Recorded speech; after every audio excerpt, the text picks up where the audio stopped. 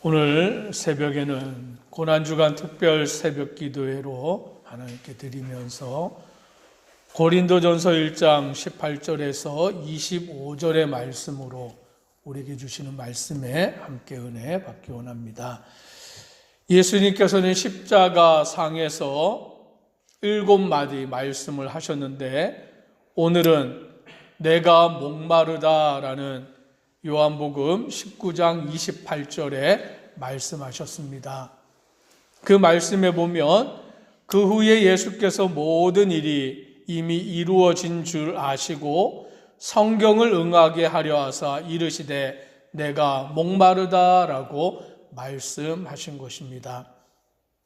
예수님은 십자가를 지시는 일이 성경을 응하게 하는 일이다라고 말씀하시면서 그 십자가에서 물과 피를 다 흘리시고 내가 목마르다라고 말씀하십니다. 특별히 오늘 금요일은 예수님이 십자가에 달리사 죽으신 날입니다. 그래서 이 금요일을 성금요일이라고 말하기도 하는 것입니다.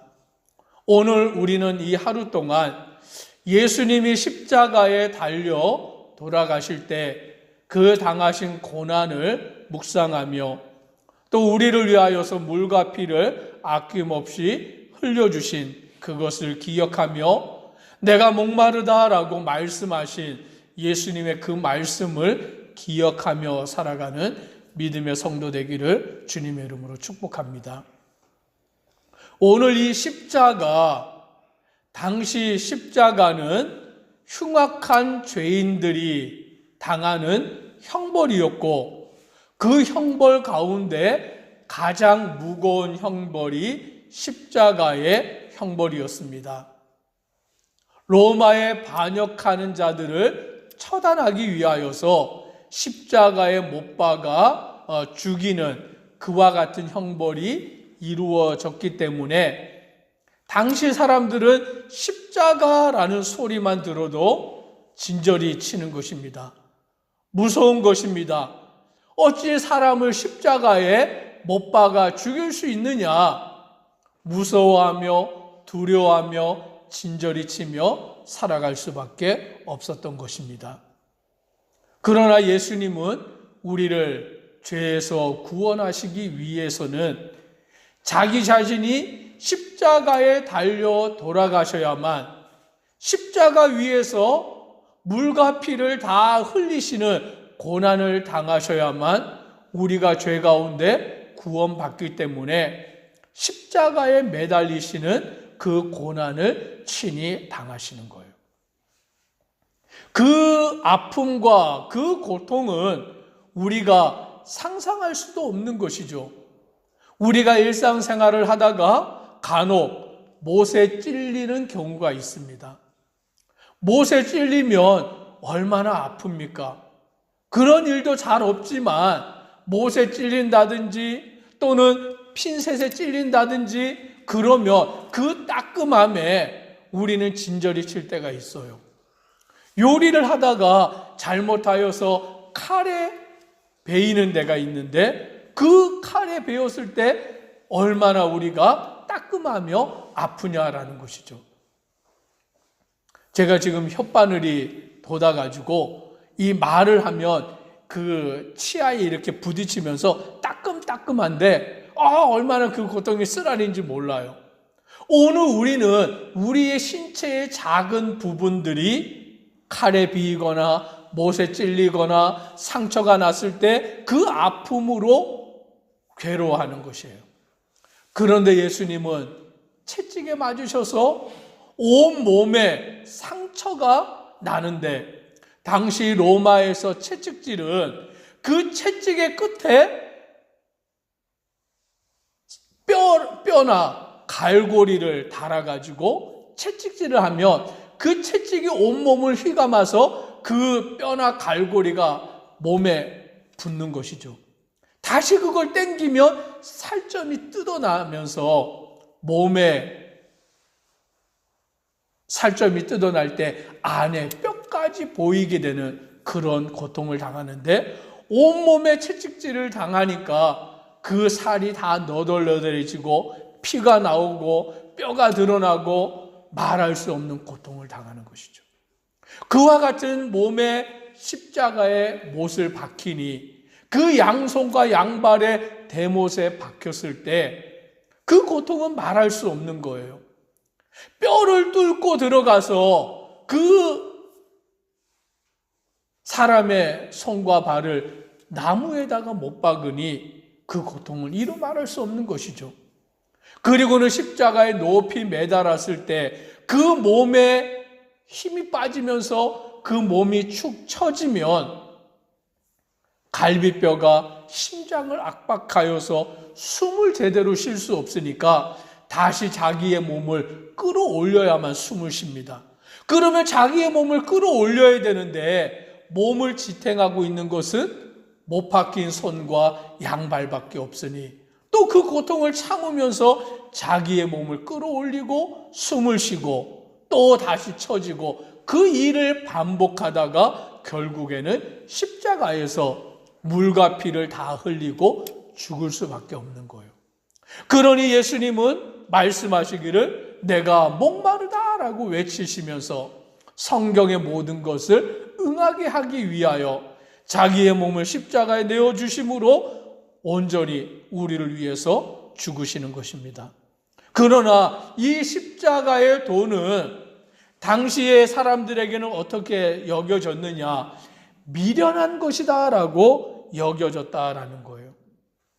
도무지 이해할 수 없다라고 그들은 생각하는 것입니다. 십자가에 죽는 자는 흉악한 죄인이기 때문에 당시의 사람들은 어떻게 십자가에 죽은 자를 믿을 수 있느냐라고 말한다라는 것이죠.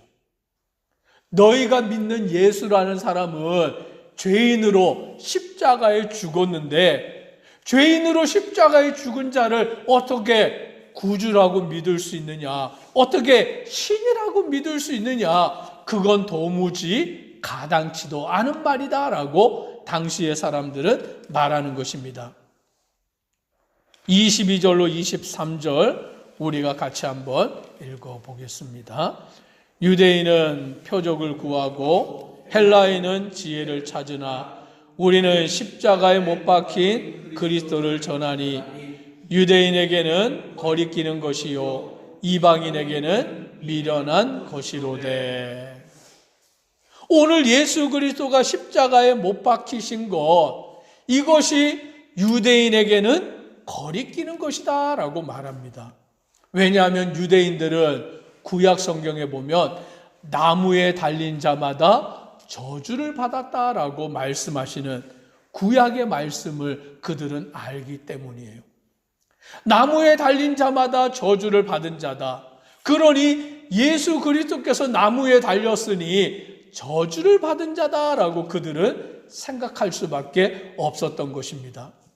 유대인들은 표적을 좋아하는 자들이에요. 무슨 이적이 나타나는 것, 병든 자가 고침을 받고 귀신이 쫓겨나가고 죽은 자가 살아나는 표적을 구하는 자들인데 예수님이 그와 같은 표적을 행하실 때에는 예수님을 쫓아다니면서 호산나 다윗의 자손이여라고 그와 같이 예수님을 환영했지만 예수님이 십자가에 못 박히실 때에는 다 예수님을 향하여 등을 돌린 것입니다. 나무에 달린 자마다 저주를 받은 자다라고 생각하여 유대인에게는 십자가에 못 박히신 그리스도가 거리끼는 자가 되었던 것입니다. 이방인에게는 미련한 것이로되, 이방인은 지혜를 구하는 자들입니다. 헬라인들은 지혜를 찾는 자들인 것입니다. 그래서 그들은 지혜를 구할 때에 누가 이 세상을 구원할 수 있느냐? 지혜자가 이 세상을 구한다라고 그들은 생각하였던 것입니다. 그래서 헬라에는 철학이 발달한 것이죠.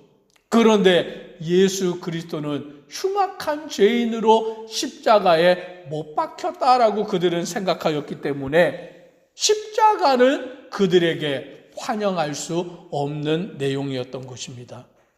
그런데 당시에 예수님의 제자들, 예수님을 믿는 자들은 예수님이 십자가에 못 박히셨을 때에 그들도 동일하게 예수님을 배반하고 예수님을 떠나고 숨는 자들이 되었지만, 나중에 성령의 충만함을 받고 난 뒤에는 그 제자들이 예수님을 전하는 자들이 되었어요. 십자가에 못 박히신 예수님은 우리의 죄를 위하여서 십자가에 달리신 분이시다. 그 십자가에 죽으신 예수 그리스도를 믿는 자마다 구원을 받는다라는 것을 전하는 자들이 되었습니다. 21절에 보니 이렇게 말씀합니다. 하나님의 지혜에 있어서는 이 세상이 자기 지혜로 하나님을 알지 못하므로 하나님께서 전도에 미련한 것으로 믿는 자들을 구원하시기를 기뻐하셨도다.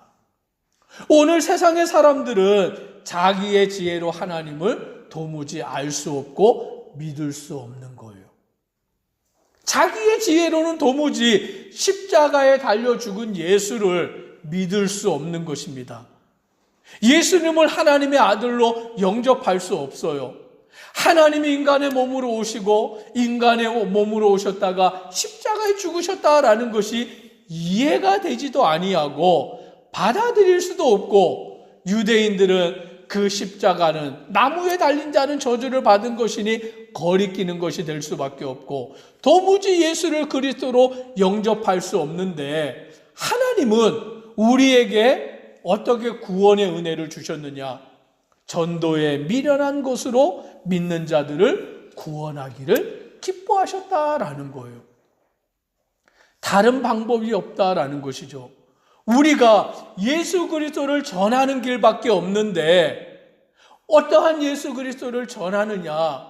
우리의 죄를 담당하여 십자가에 죽으신 예수 그리스도. 나의 죄를 담당하여 십자가에 죽으신 예수 그리스도를 믿는 자는 그 모든 죄가 사함받고 구원받아 하나님의 자녀가 된다라는 것을 전하게 하셨다라는 거예요. 그러니 오늘 이 새벽에 저와 우리 성도님들은 예수님이 나의 죄를 위하여 십자가에 죽으심을 믿는 자 되시기를 주의 이름으로 축복합니다. 오늘 이게 하나님이 우리에게 주신 복이고 은혜이고, 이제 우리가 예수 그리스도가 나의 죄를 위하여 십자가에 죽으신 것을 믿을 때에 나만 예수 그리스도를 믿고 거기에 있는 것이 아니라 믿지 아니하는 자에게 말로써 전도를 해야 되는 거예요. 아마 사람들은 믿으려고 하지 않을 거예요. 무슨 신이 십자가에 죽냐? 무슨 십자가에 죽은 자를 예수가 구세주라고 믿느냐? 아, 나는 안 믿을래. 그렇게 하는 사람들이 많을 거예요. 그럼에도 불구하고 우리가 해야 되는 일은 뭐냐? 예수님의 십자가를 전하는 것이죠. 다른 방법은 없어요.